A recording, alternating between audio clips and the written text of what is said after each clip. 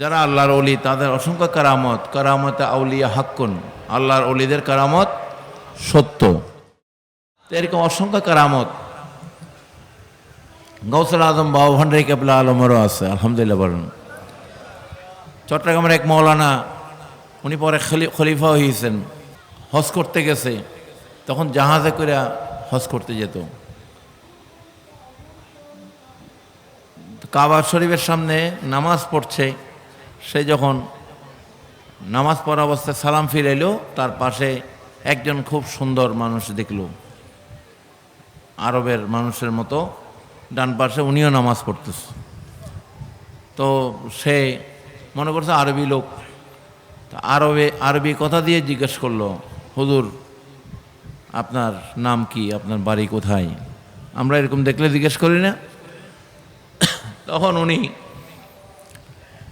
ওই মৌলানাকে, চিটাগাংয়ের বোয়ালখালী বাড়ি সিরমাই, বললো যে চিটাগাংয়ের ভাষাই বলছে। ওনারে জিজ্ঞেস করছে আরবি ভাষায়, আর উনি উত্তর দিছে চট্টগ্রামের ভাষায়।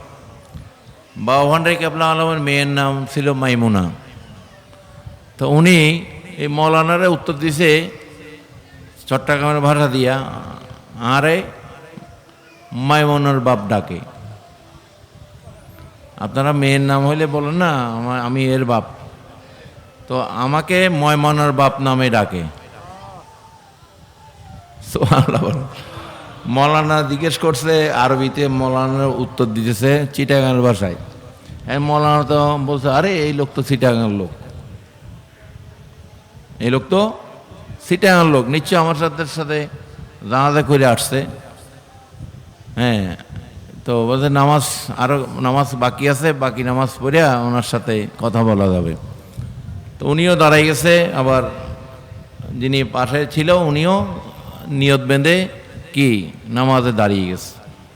যখন মৌলানা যখন সালাম ফিরাইলেও পরে দেখে যে উনি নেই। আরে এই লোকটা গেল কই? তখন যে ক্যাম্পগুলো থাকতো, ক্যাম্পগুলোতে যাইয়া খুঁজছে, নাই।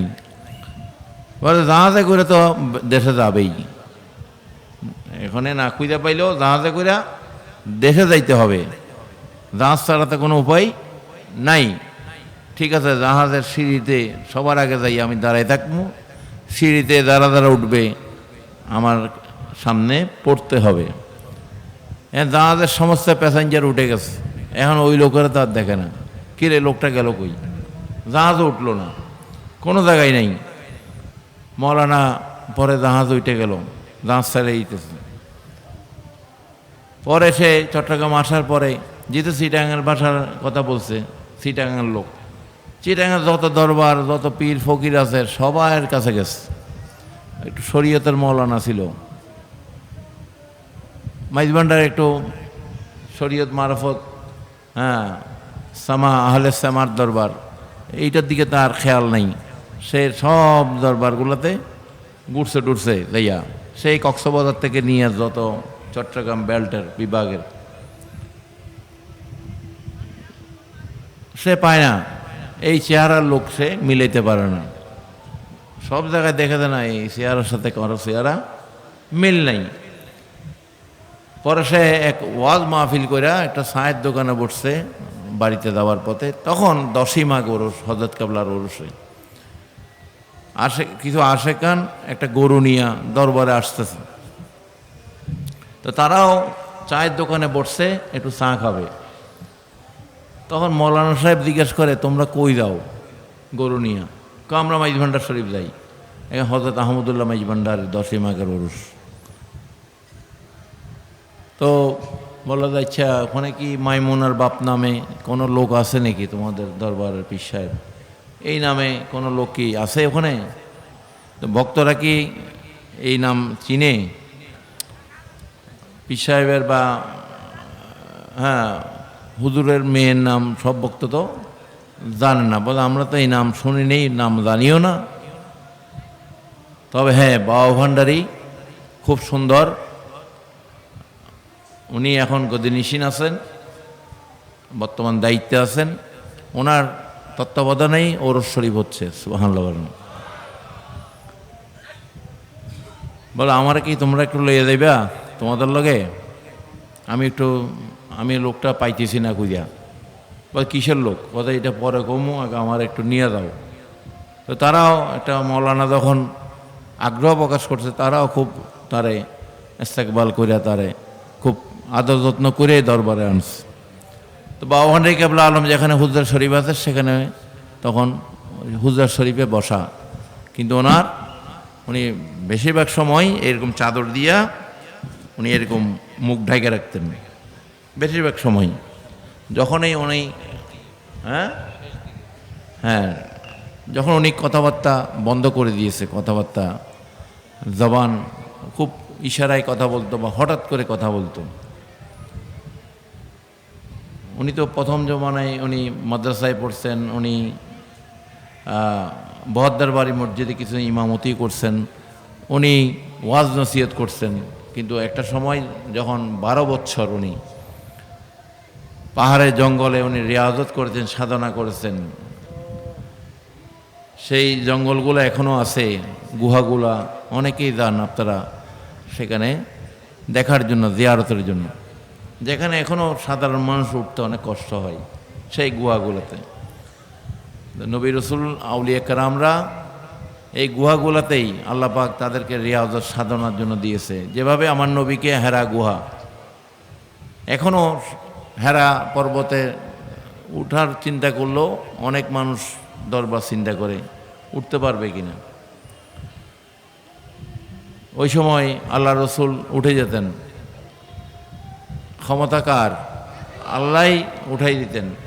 মা খাতুনে জান্নাত ফাতেমা জোহরা রাদিয়াল্লাহু তাআলা আনহাকে নিয়ে মা খাদিজাতুল কুবরা যেতেন আল্লাহ রসুলের জন্য একটু খাবার নিয়ে, খাবার রান্না করে সেই গুহাতে উনি চলে যেতেন। সুবহানাল্লাহ বলেন।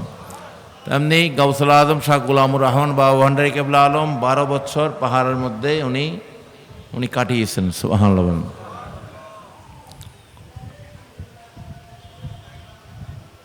তো মৌলানা আইসা হুজরা শরীফে আইসে দাঁড়াইছে, তখন দেখতেছে বাবা ভান্ডারী কেবলা আলম ওনার চাদর দিয়ে ঢাকা। উনি এক সময় বসার মধ্যেও পুরো চাদর ঢেকে রাখতেন, শুইলেও পুরো চাদর দিয়ে ঢেকে রাখতেন মাথা সহ। এখন মৌলানা চিন্তা করে যে লোকটার তো আইসা দেখলাম না, চাদর মোড়া দিছে, যারা দেখা যাইতেছে না। এখন মৌলানা পড়ে গেছে চিন্তায়, আইলাম এত কষ্ট করিয়া, এই হুজুর তো চাদর দিয়ে ডেকে রাখছে, তারপরও আমি এত কষ্ট করে আইছি, এত গোড়া করছি, যতই যাক, যত 2 দিন 4 দিন 1 মাস, আমি এখান থেকে লড়ব না, আমি এইটা দেখে ছাড়ব। আল্লাহু আকবার বলেন। যে আমি হযরত খিজির আলাইহিস সালামের কাছে মুসা কালিমুল্লাহ আলাইহিস সালাম গেছিল, যে আমি এই এলমে লদুনি, এটা কি ওয়াল্লামনাহু মিন লাদুন্না ইলমা, যে আমি যতক্ষণ মধ্যে এটা হাসিল না করব আমি ছাড়ব না। সুবহানাল্লাহ বলেন। এই মৌলানা কইতে আমি যতক্ষণ মধ্যে দেখবো না আমি এখান থেকে লড়ব না, আমি এটা আজকে যেটাই হোক, যে কয়দিন লাগে, সারাদিন বসে আছে এই মৌলানা। সন্ধ্যার আগে করিয়া বাবা ভান্ডারী কেবলা আলম ওনার চেহারা মোবারক থেকে এই চাদর মোবারক সরাই ফেললেন এবং মৌলানাকে বললেন, হে মৌলানা, আমি মৌলানার বাপ।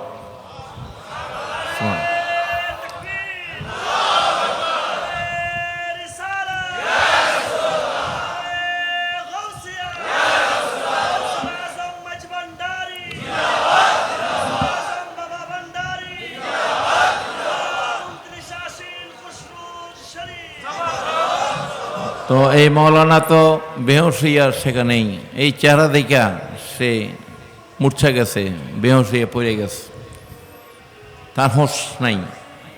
পরে লোকজন তারে বাইরে কইরা হুজরাত থেকে পানি টানি দিয়া অনেকক্ষণ পরে তার হুঁশ আসছে, কিরে ভাই আপনি বের হয়ে গেলেন কেন? তখন সেই ঘটনা খুলে বলল যে এই লোকেরা তো আমি মক্কা শরীফে দেখছি, কাবার সামনে আমার সাথে নামাজ পড়ছে।